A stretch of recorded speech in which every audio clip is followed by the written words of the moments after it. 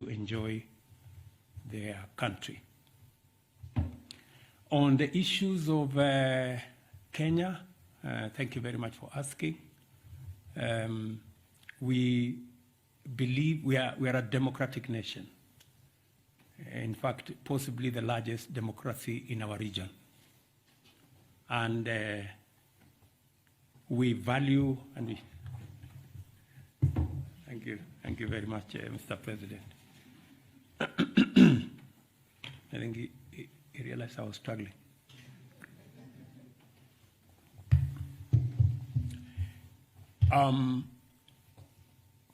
As I said, we are a democratic country. We went into elections in August last year. Highly competitive election, very peaceful election, the best acclaimed outcome ever, an election that dealt a big blow to ethnicity, that election was devoid of any ethnic propaganda or any ethnic persuasions. Kenyans voted, and the outcome of that election was acclaimed by all the people who went through that journey with us, including observers, both domestic and also foreign.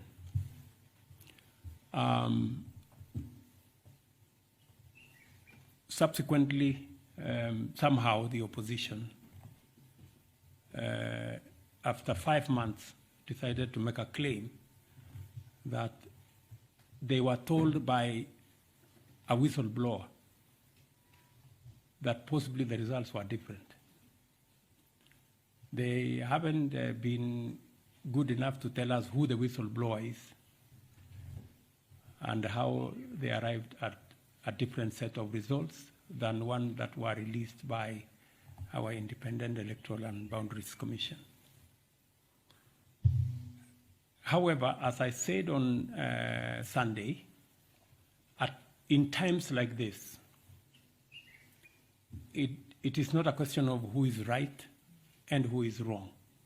In times like this, you have to put your house in order. And as president, I owe it to the people of Kenya to provide leadership.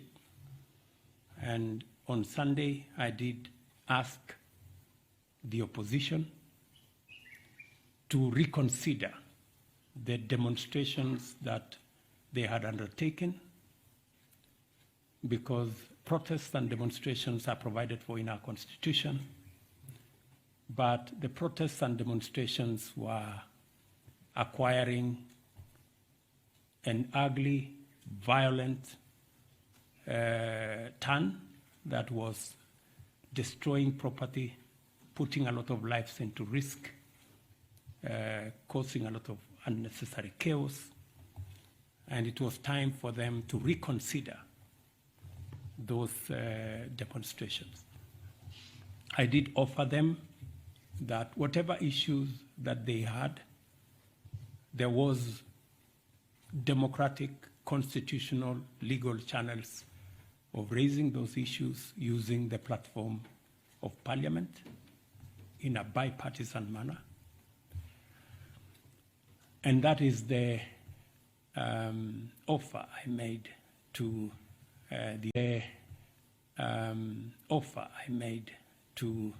the opposition.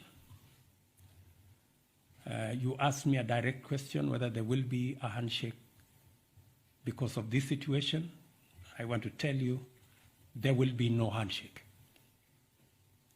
But there will be an engagement in Parliament on the issues that have been raised.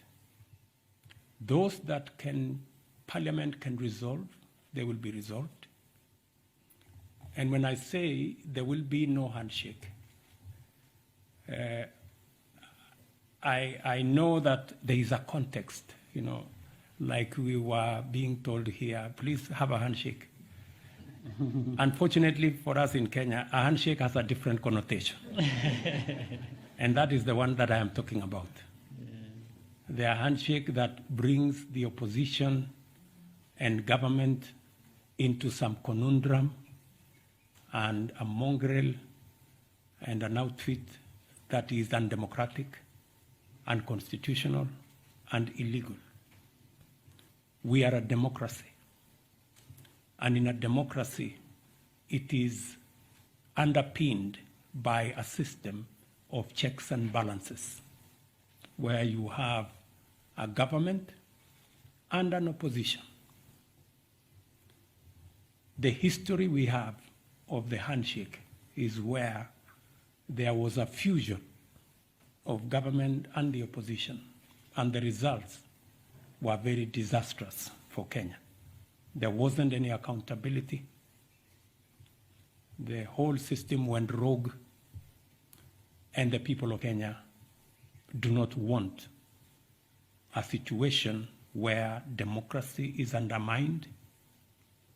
Democracy is, the system of checks and balances is undermined. Kenyans want a democracy where the system of checks and balances works.